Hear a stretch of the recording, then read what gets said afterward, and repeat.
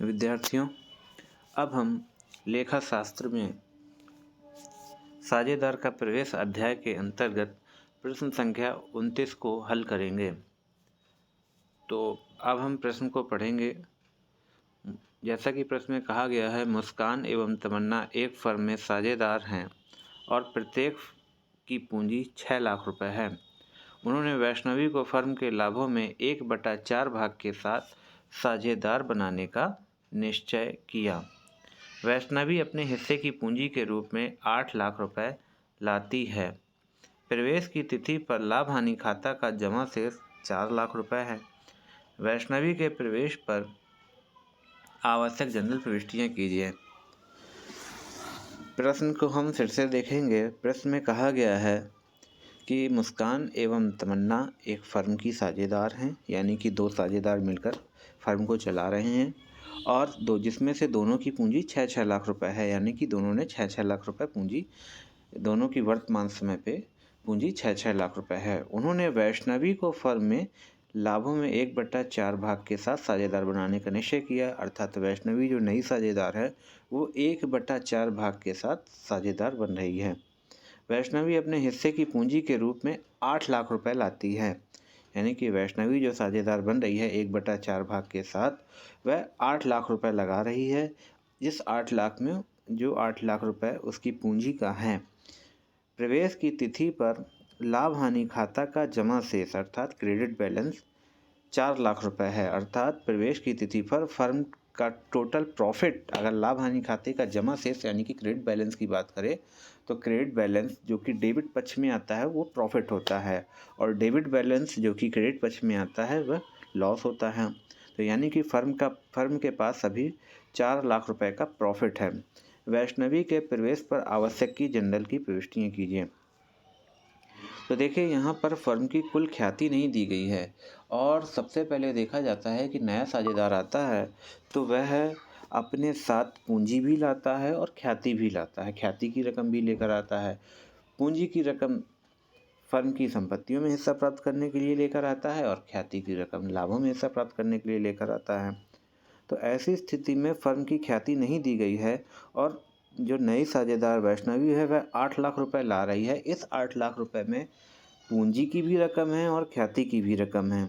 तो ऐसी स्थिति में हमें यह स्पष्ट करना अति आवश्यक होगा कि वह ख्याति का कितना पैसा लेकर आ रही है और पूंजी का कितना पैसा लेकर आ रही है। तो ऐसी स्थिति में हमें ख्याति का कैलकुलेशन करना अति आवश्यक हो जाएगा हमारे लिए। तो ऐसी स्थिति में प्रश्न में जो भी ख्याति निकल कर आएगी उसको हम बोलेंगे गुप्त ख्याति या छिपी हुई ख्याति या अप्रच्छन्न ख्याति, और इंग्लिश में बोलेंगे हिडन गुडविल। तो हमें सबसे पहले यहाँ पर जो छिपी हुई ख्याति है उसकी गणना करनी होगी। तो जैसा कि देखेंगे कि वैष्णवी को ही आधार लेकर के कि वैष्णवी का पूंजी में कितना है, वैष्णवी का लाभों में 1/4 हिस्सा है और वह कुल पूंजी लेकर आ रही है 8 लाख रुपए। तो वैष्णवी की जो पूंजी है 8 लाख रुपए, यानी कि पूंजी यहाँ पर 8 लाख रुपए जो पूंजी है वो पूंजी प्लस गुडविल दोनों हैं।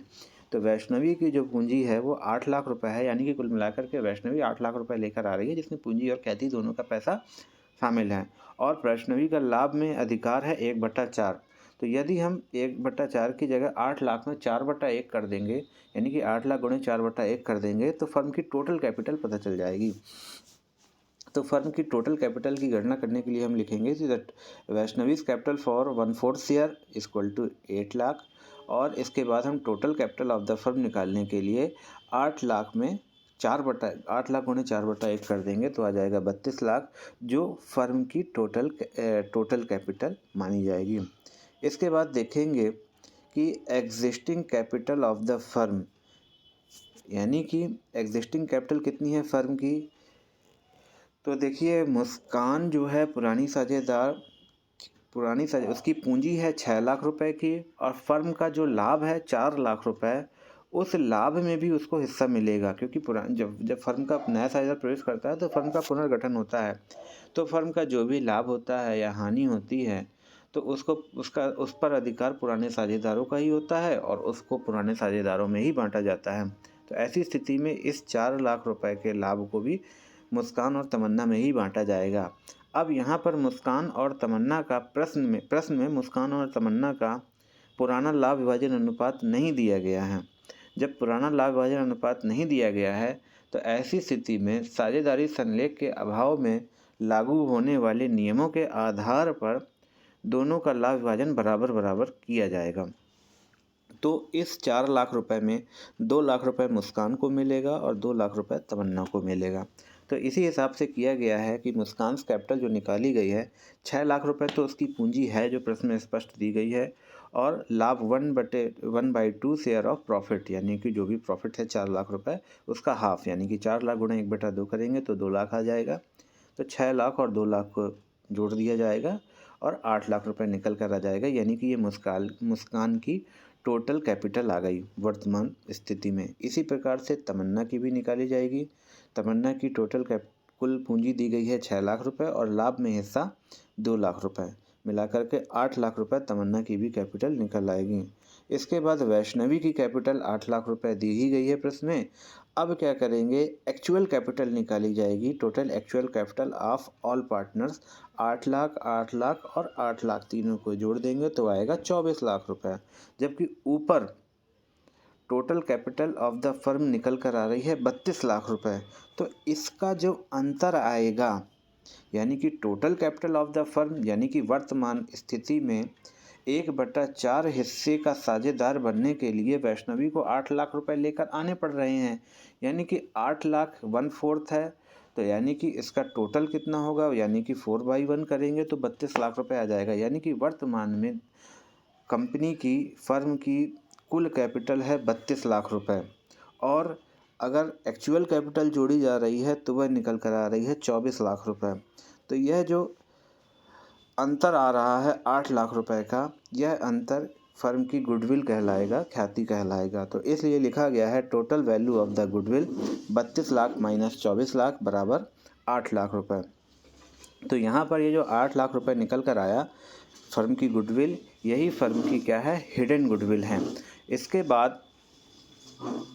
इसके बाद इस 8 लाख रुपए की गुडविल में वैष्णवी का कितना हिस्सा है, इसको निकालने के लिए हम 8 लाख में वैष्णवी का लाभ में भाग है 1/4, इसलिए 8 लाख का 1/4 कर देंगे तो जो कि 2 लाख रुपए आएगा।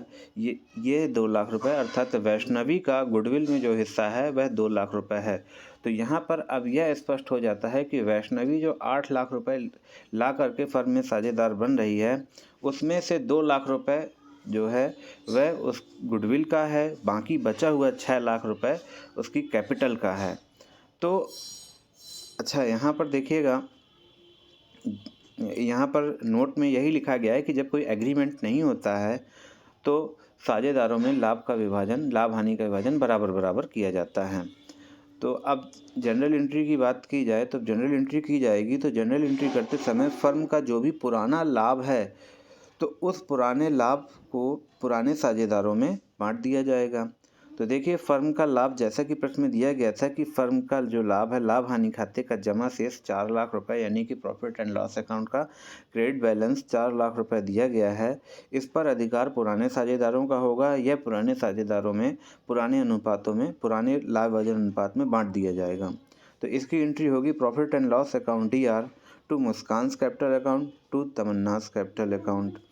तो अब यहाँ पर लाभ विभाजन अनुपात नहीं दिया गया है, इसलिए बराबर बराबर 4 लाख रुपए को बराबर बराबर बांट दिया गया है, जिसका कैलकुलेशन हम पहले कर चुके हैं। और नरेशन लिख दी जाएगी कि credit balance of profit and loss account transfer to old partner capital account, या ये भी लिख सकते हैं credited to old partner capital account. अब इसके बाद एंट्री होगी वैष्णवी की। वैष्णवी जो नई साझेदार है 8 लाख रुपए लेकर आ रही है, तो इसके लिए एंट्री की जाएगी बैंक अकाउंट DR या कैश अकाउंट DR। और इस 8 लाख रुपए में 2 लाख रुपए गुडविल का है और 6 लाख रुपए कैपिटल का है। तो 6 लाख रुपए उसी के कैपिटल अकाउंट में क्रेडिट कर दिए जाएंगे, इसलिए एंट्री में लिखा जाएगा कि टू वैष्णवीज कैपिटल अकाउंट, और 2 लाख रुपए जो गुडविल का है तो उसके लिए लिख देंगे to premium for goodwill account 2 lakh रुपए। और नरेशन में लिख दिया जाएगा being amount of capital and goodwill brought in by Vaishnavi, यानी कि वैष्णवी के द्वारा कैपिटल का और ख्याति की रकम लाई गई।